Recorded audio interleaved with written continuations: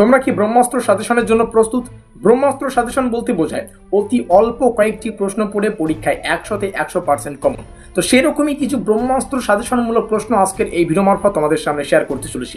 সেই সঙ্গে তোমাদের সুবিধার্থে জানিয়ে রাখি, সাজেশনের যা পিডিএফ সেটা তোমরা ডাউনলোড করতে পারবে যদি আমাদের হোয়াটসঅ্যাপ গ্রুপে যুক্ত থাকো। হোয়াটসঅ্যাপ গ্রুপের লিঙ্ক ডেসক্রিপশন বক্সে রয়েছে। কিভাবে পিডিএফটা ডাউনলোড করবে সেটা জানার জন্য ভিডিওটিকে সম্পূর্ণ দেখতে হবে। ভিডিওটির শেষে আমি জানিয়ে দেবো যে পিডিএফটা কিভাবে ডাউনলোড করতে পারবে, যেখানে প্রশ্নাবলীকে রাখা আছে। তো যাই হোক, শুরু করছি আমাদের আজকের এই স্পেশাল ভিডিওটিতে আমরা আলোচনা করব মেজর 7 এডুকেশনের সম্পূর্ণ সাজেশন সম্পর্কে। আর মেজর 7 এডুকেশনের সিলেবাসের টাইটেল হচ্ছে education in post independent India. এই সিলেবাস থেকে আমরা 5 এবং 10 নম্বরের প্রশ্নাবলী লিস্ট আজকের এই ভিডিও মারফত তোমাদের সামনে শেয়ার করতে চলেছি।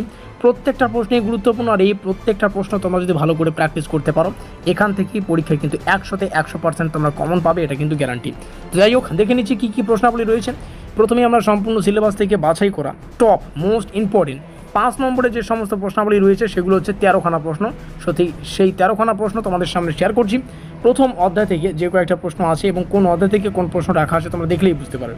এই প্রথম অধ্যায় থেকে প্রথম প্রশ্ন, ভারতীয় সংবিধানের প্রস্তাবনায় শিক্ষার যে ভূমিকা চিহ্নিত হয়েছে তা আলোচনা করো বা বিশ্লেষণ করো।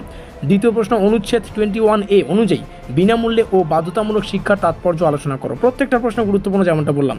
আর প্রত্যেকটা প্রশ্নকে বাংলা এবং ইংলিশ দুটো ভাষাতেই রাখা আছে। কারণ কি, বিভিন্ন সময় পরীক্ষায় কিন্তু প্রশ্নাবলীকে ইংলিশে আসতে দেখা গেছে, তার জন্যই আমরা আমাদের এই সাজেশনটাকে বাংলা এবং ইংলিশ দুটো ভাষাকেই প্রাধান্য দিয়ে কিন্তু তৈরি করেছি।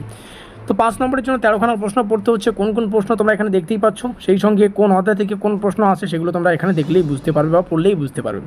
আর এই পিডিএফটা ডাউনলোড করতে পারবে যদি আমাদের হোয়াটসঅ্যাপ গ্রুপে যুক্ত থাকো। কীভাবে ডাউনলোড করবে একটু পরে বলছি। যারা এখনও পর্যন্ত আমাদের হোয়াটসঅ্যাপ গ্রুপে যুক্ত হওনি, এখনই যুক্ত হয়ে নাও, লিঙ্ক ডেসক্রিপশন বক্সে রয়েছে। এবার আমরা আলোচনা করব সম্পূর্ণ সিলেবাস থেকে মোস্ট ইম্পর্টেন্ট 10 নম্বরের প্রশ্নাবলী। শুধুমাত্র 9খানা প্রশ্ন রাখা আছে। এই 9টা প্রশ্ন জাস্ট ভালো করে দেখে যাও পরীক্ষার সামনে। তো যে সমস্ত প্রশ্নাবলী রয়েছে তার মধ্যে প্রথম, ভারতীয় সংবিধানের বিভিন্ন অনুচ্ছেদে শিক্ষার যে দৃষ্টিভঙ্গি প্রতিফলিত হয়েছে তা ব্যাখ্যা করো। RTE আইন 2009 এর মূল বৈশিষ্ট্য তা প্রয়োগের চ্যালেঞ্জগুলো নিয়ে আলোচনা করো। 3 নম্বর যেটা প্রশ্ন, সেটা দ্বিতীয় অধ্যায় থেকে নেওয়া হয়েছে। বিশ্ববিদ্যালয় শিক্ষার ক্ষেত্রে রাধাকৃষ্ণন কমিশন, যেটা 1948 থেকে 49 এর ভূমিকা বিশ্লেষণ করো।